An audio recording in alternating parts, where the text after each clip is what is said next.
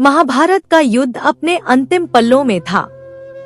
भीम ने छल पूर्वक द्वंद्व युद्ध में दुर्योधन की जंघा को तोड़ दिया था। जंघा टूट जाने के कारण कुरुक्षेत्र की उस रणभूमि में लहूलुहान पड़ा दुर्योधन अपनी मृत्यु की प्रतीक्षा कर रहा था कि तभी महाभारत युद्ध में हस्तिनापुर हार चुके दुर्योधन के पिता महाराज धृतराष्ट्र और दुर्योधन की माता गांधारी कुरुक्षेत्र की भूमि पर जहां उनका पुत्र लहूलुहान पड़ा था उससे मिलने पहुँचे। अपने माता पिता को अपनी ओर आता देख दुर्योधन रोते हुए बोला, आखिर आप आ ही गए। मैं कब से आपकी राह देख रहा था। मैं अपनी सांसों की डोरी को पकड़े हुए कब से आपकी प्रतीक्षा कर रहा था कि इस पृथ्वी लोक को छोड़ने से पहले मैं आपके दर्शन कर सकूं। हे माता श्री, मुझे क्षमा करना। मैं खड़ा होकर आपके चरण स्पर्श भी नहीं कर सकता क्योंकि भीम ने मेरी जंघा तोड़ दी है। यह सुनकर धृतराष्ट्र रोते हुए बोला, पुत्र क्या तुम्हारे शरीर पर बहुत घाव आए हैं? क्या तुम्हें बहुत पीड़ा हो रही है?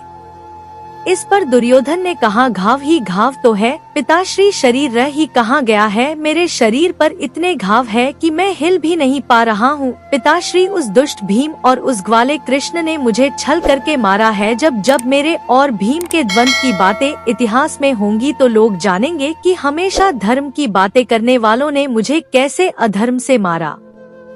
इस पर विलाप करते हुए धृतराष्ट्र बोला, मैं हमेशा उस विधाता को कोसता रहा कि उन्होंने मुझे नेत्रहीन बनाया।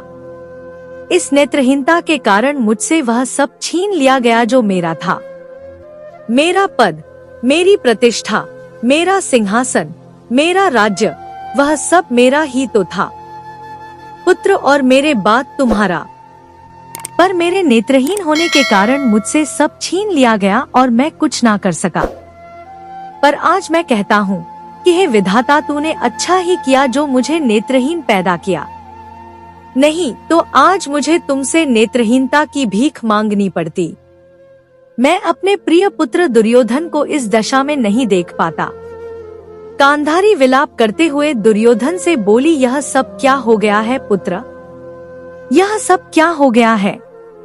यह सुनकर दुर्योधन बोला, वही हुआ जो होना था। माता श्री, युद्ध में जाने से पहले आपने मुझे विजय का आशीर्वाद नहीं दिया था, मुझे विजय भव नहीं कहा था, इसलिए माता श्री मैं विजय नहीं हुआ। आपने तो मुझे जीवित रहने का आशीर्वाद दिया था, मुझे आयुष्मान भव कहा था। सो देख लीजिए माता श्री, मैं अब भी जीवित हूँ, हर पल मृत्यु की प्रतीक्षा कर रहा हूँ। परंतु हे माता श्री, यह मृत्यु भी आप ही की भांति मुझे गले नहीं लगाती। यह सुनकर गांधारी फूट फूट कर रोने लगी और बोली, ऐसा मत कहो पुत्र, ऐसा क्यों कह रहे हो? हे पुत्र, अपनी माँ के दुर्भाग्य पर कुछ तो तरस खाओ। तुम तो ऐसे कह रहे हो पुत्र कि जैसे मैंने तुम्हें अपनी कोख में पाला ही ना हो, कि मैंने तुम्हारे जन्म की प्रसव पीड़ा ही ना सही हो। मैंने अपने 99 पुत्रों के वध के समाचार सुने हैं। 99 बार मैं मरी हूँ, किंतु अब 100वीं बार मरने का साहस नहीं है मुझ में। मैं तुम्हें मरने नहीं दूंगी पुत्र, मैं तुम्हें मरने नहीं दूंगी। इस पर दुर्योधन ने कहा, नहीं माता श्री, ऐसा अनर्थ कदापि मत करना।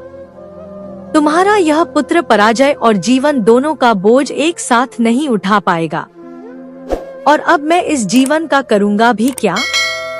माता श्री, जिस जीवन में मेरा प्रिय मित्र राधे और मेरा छोटा भाई दुशासन ही नहीं, वो मेरी 2 भुजाएं थी माता श्री, जो अब कट गई है। पांडवों की विजय पताका ऊपर लहरा रही है और कुरु अभिमान मिट्टी में मिल रहा है। यह मुझसे कदापि देखा नहीं जाएगा माता श्री, कदापि देखा नहीं जाएगा माता श्री। यदि आपके मन में मेरे लिए लेश मात्र भी प्यार है तो प्रार्थना कीजिए कि मेरी मृत्यु सहज हो जाए। पिताश्री से भी कहिए चाहिए कि वह भी मेरे लिए प्रार्थना करें। यह सुन धृतराष्ट्र ने कहा, यह क्या कह रहे हो तुम पुत्र?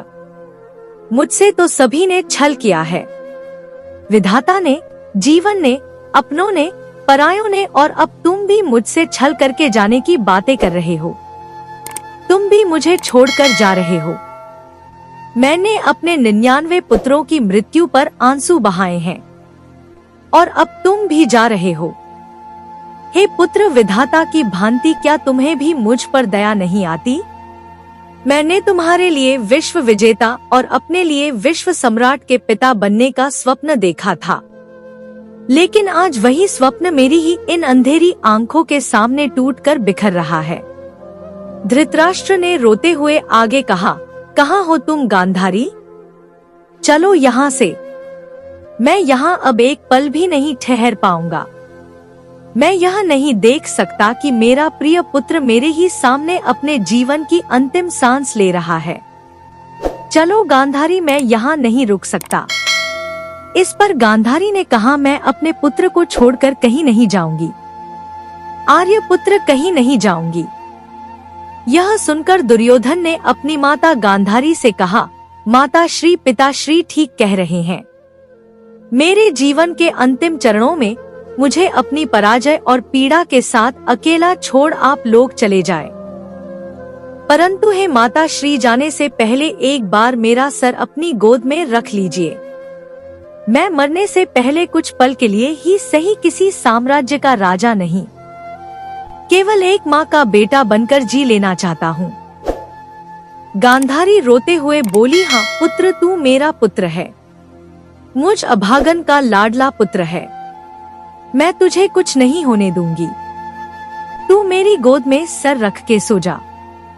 हे आर्यपुत्र, मेरा दुर्योधन सो गया है। अब यहाँ से चलिए आर्यपुत्र, मेरे दुर्योधन को सोने दीजिए। अब यहाँ से चलिए आर्यपुत्र। ऐसा कहकर गांधारी जोर जोर से विलाप करने लगी। महाभारत युद्ध का यह सबसे भावुक पल था, जब एक माता पिता को अपनी ही आंखों के सामने अपने 100 पुत्रों में से जीवित बचे आखिरी पुत्र, जो मृत्यु के बेहद करीब था, उसको अंतिम विदाई देनी पड़ी। महाभारत का युद्ध निसंदेह भारतवर्ष का सबसे भयानक युद्ध था, जिसमें ना जाने कितने माता पिताओं को अपने पुत्रों के प्राणों की आहुति इस युद्ध में देनी पड़ी थी। तो मित्रों, यह थी आज की वीडियो। उम्मीद करती हूँ यह जानकारी आप लोगों को अच्छी लगी होगी। अच्छी लगे तो लाइक करें, अपने दोस्तों के साथ शेयर करें, मेरे चैनल को सब्सक्राइब करें और कमेंट में जय श्री कृष्ण अवश्य लिखें। कहानी सुनने के लिए बहुत बहुत धन्यवाद। मिलती हूँ एक और अच्छी कहानी के साथ।